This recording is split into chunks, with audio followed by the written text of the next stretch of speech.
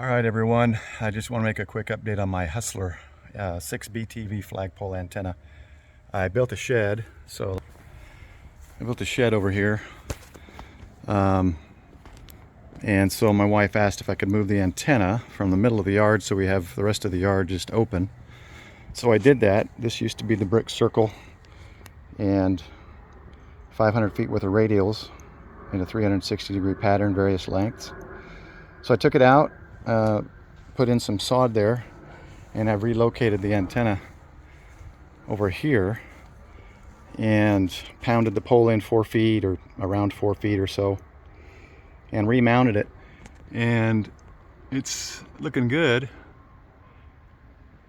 The one thing I did different here, and actually I'm glad now that it's over here, I was afraid the shed would be interfering with it, and it really doesn't. I'm going to move that weather mast away, but I've been using the antenna already and it seems to be working, and that was before I put all the radials in today. But yeah, just attach that and just kind of a loose 24-inch, it's not real tight or anything like to rip this out, but what I've noticed is the flagpole is definitely more rigid, or the antenna I mean. So I got that there, and I put that there just because I had it, and that way people walking on the path over there don't really see anything here. It's got a tilt base, and I've got the DX Engineering adapter here and the radial plate. These are some old radials I was able to salvage, so I just went ahead and attached those. And then my new radials here all the way around, and got a ground strap in the back there, over there. And as you can see, I didn't dig or anything. What I did was I just put these down, and you can this is looking straight on, so you're going to see the rows, and probably in a week or so you're not going to see any of that. But what I did was I laid them out, cut them, and I attached here. I attached it here, put a staple here, and then I went cut it and attached a staple at the end. Then I took this rake, because most of the grass is laying kind of downslope. So I took the rake and kind of at an angle just raked up the grass, and then I stapled it down. Probably maybe 8 to 10 staples per radial wire. So you can see I've got all those radial wires. I was gonna do more. You can see I've got a gap here to add more, and I will eventually. Here's 3 of the old ones, and a 4th one goes underneath. This 4th one goes underneath the shed. So I think I've got 19, 1, 2, 3, 4, 5, 6, 7, 9, 10, 11, 12, 14, 15, 16, 17, 18, 19, 20. So 22. And yeah, I probably should. I'd like to get 32 in there, so I probably will at some point. And I'll be honest, I just got tired of doing it, so I stopped. I'll add it up. I'll add 10 more and get it up to 32. But let me show you how I did. Oh, and then I also finished bonding my antenna, finally bonding my antenna plate to the rest of my ground system, which goes, now you can see the trench now, and I used this to basically, it's for an edger, for like a border around flower bed, and I just went along and went down, it's about 4 inches, went sideways, went this way, and then just yard stapled in the ground wire, which is I think a 4 gauge maybe is what I put in there, bare copper cable I get from Lowe's, like 25-foot lengths. So it's underneath that along with the coax, and then I put one more ground rod, 8-foot ground rod somewhere in here, and ran the bonding wire through that. And as you can see, right along the left of that radial, you can see the trench, and it's probably 3 to 4 inches. This thing goes about 5 inches, I think, but pounded in with the staples, so at least 3, maybe 4 inches under the ground. And then my radials, of course, are just sitting on top of the grass. And come summer, that grows out. It'll all cover all the radials and be fine. And there are still about 500 feet of radials underneath this grass. It's deep under the grass. I tried to rip some out, and it was ripping up the grass, so I just left them. And I don't think it's affecting anything, but yeah, so it definitely is a nice setup. And what I did with the coax, it goes underneath here and to this setup here, a polyphase, where this is an antenna, like a surge protector for my, I've got an antenna up on the roof for a crypto miner, and so I got that one protected here as well.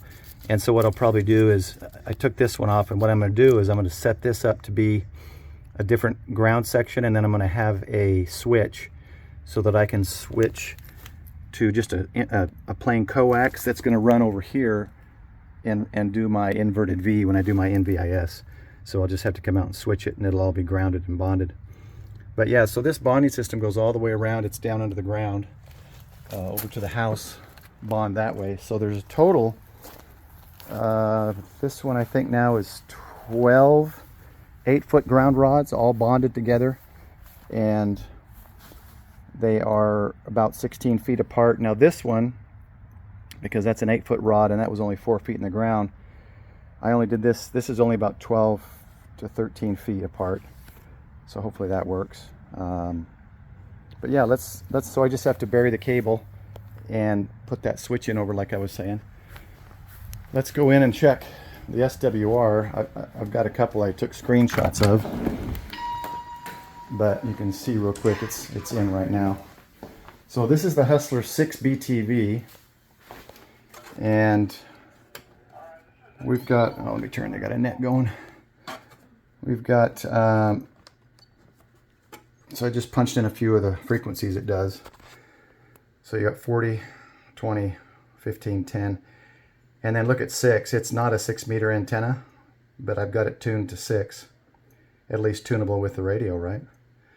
And then, let's see, it does 30 as well, and that was 1 point something. And then for the 80 meter resonator, I did, let's see, I'll stop that.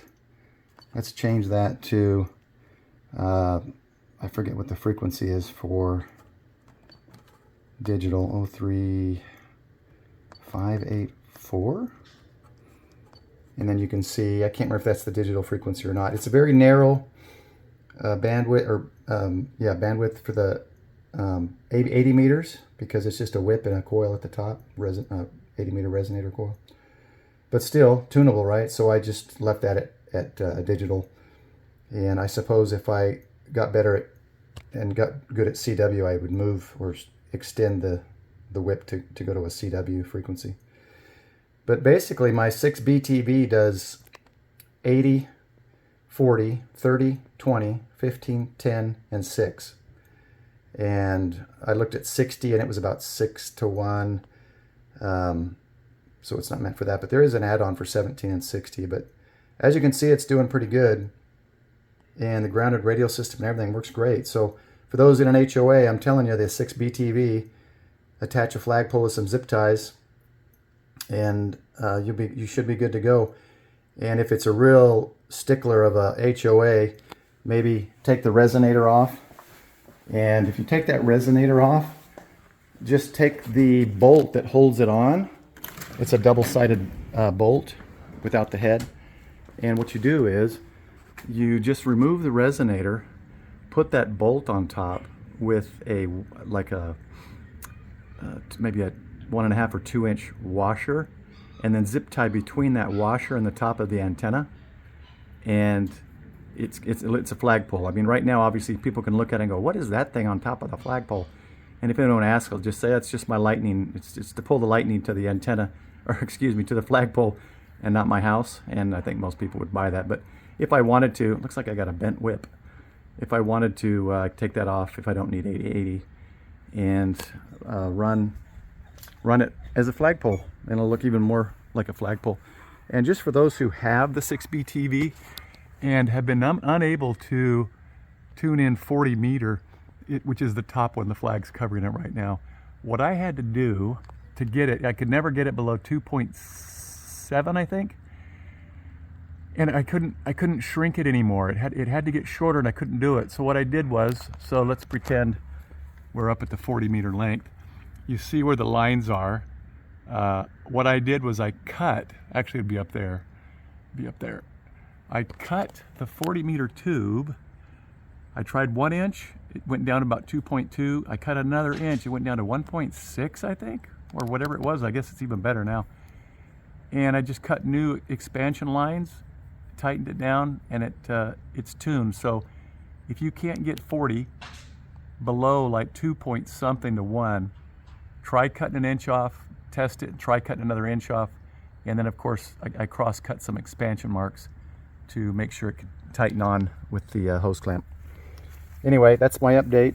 This will be my antenna now going forward. I got it waterproofed here, and then I'll bury the cable and should be good to go. I'll probably eventually swap this cable out because I don't think this is direct bury, but I've got some direct bury. I just got to cut it, so I may just cut that and add it before I bury this section. That's it, guys. Hope you enjoyed it.